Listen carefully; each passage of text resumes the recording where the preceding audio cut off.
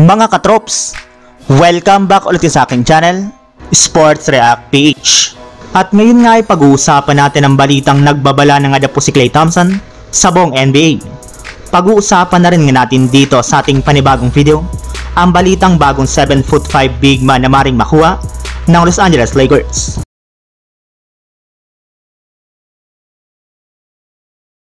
Hindi nga po mga katrops naging maganda ang overall performance ni Klay Thompson sa mga laro ng Dallas Mavericks sa nagdaang preseason, kaya inulan na naman nga po siya ng mga pambabatikos mula sa mga fans at NBA analyst.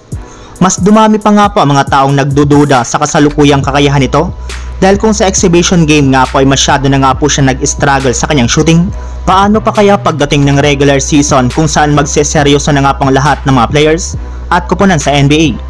Kaya posible nga po na mahirapan na naman nga po ito na maipasok ang kanyang mga binibitawang tira at makapagtala ng puntos para sa Dallas Mavericks.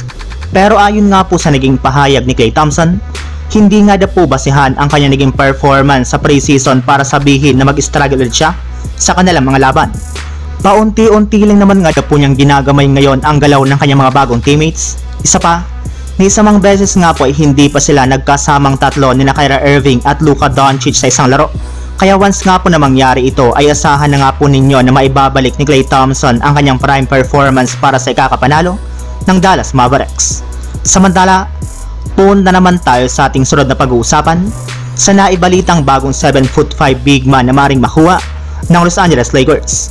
Ibinulgar na nga po mga katrops ni Shams Charania nung nakarang araw na malapit na nga po ang paglalarong muli ni Christian Coloco, since inaasahan nga po na mabibigyan na nga po ito ng clearance ng NBA sa mga susunod na araw.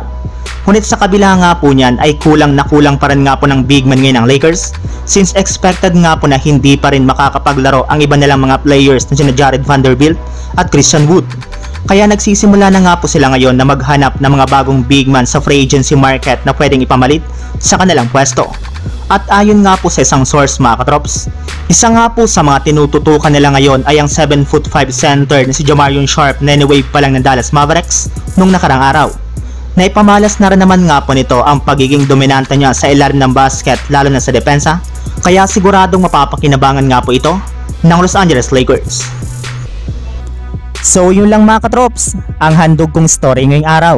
Sana nag-enjoy kayo, please like and subscribe my YouTube channel, Sports React PH, para sa iba pang story at update patungkol sa NBA.